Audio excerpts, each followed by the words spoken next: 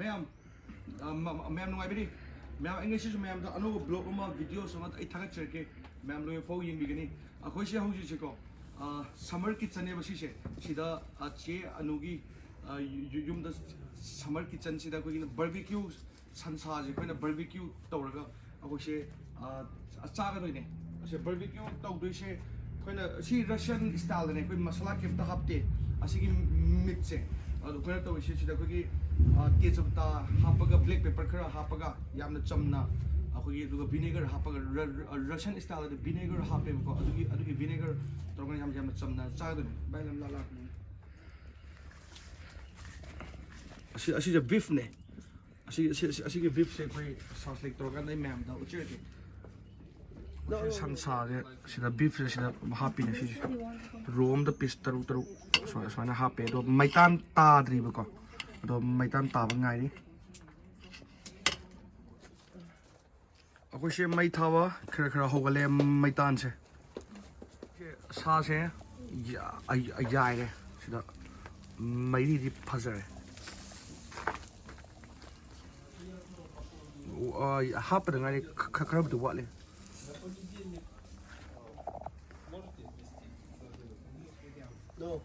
अखोसे सिदा ngakpudi watli bako sida kana semi ado sida na sofa lei sida phambam ado si sembal orga room da charu dane koi da kitchen da nungdang oirani hoju se akhoi sa se lore bako san sa je loisale hoju se ado anirak 2 times lengi dadi ayar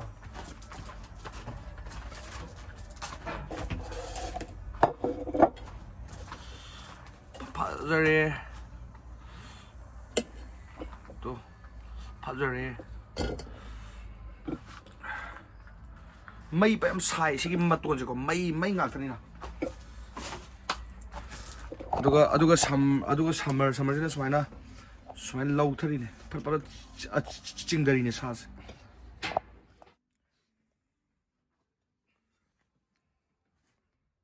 se phakna mulle ba ko yo sansa je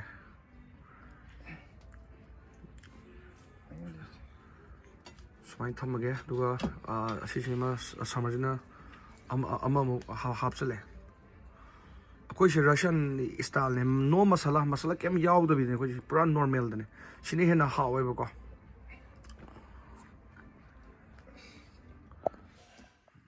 इनकेंटी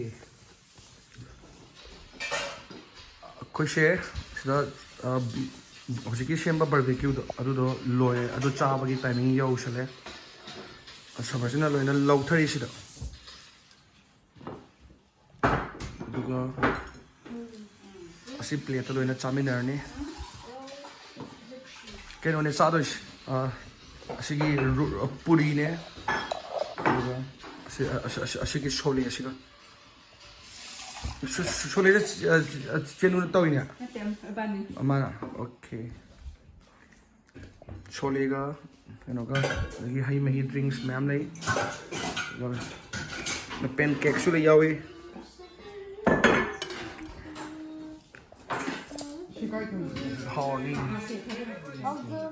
It's how I usually pray before eating. It is short. Yeah, I like that, short. Like you usually do. So. God, thank you for this food. Purify this food. Make this food clean. In Jesus Christ's name, amen. Amen. Thank you. Maram mo ina. Ha. Maram mo Mina maram mo hai di ke hai ni. Marabo. Maram mo hai di na hai ni nang thagaladi. Thagaladi. Thagachari hari tra. Thagachari. Lot. Chalo. Okay no di enekentin di asidi magi kena sole ase chade namdi masala gumba yaw ni ko. Khutna chaw. Khutna. Mayam ni khutna sa ni sura. Adumaina chicken nang hui ki tata. Hui ra nang mina nang mino hui ra. Hui ra ba. Hui is mana sa ba. Nang mina di nang mini khut pa la sa. Hui ki tata san. Khutna chaw. Man mo pa mayam ichai si khutna. India de khutna hatan. I don't like to eat it with hands. They'll be oily. khutna chaw hai ne chin Horen ko na ko achenu na ne chang ko na. Sa du su sa du.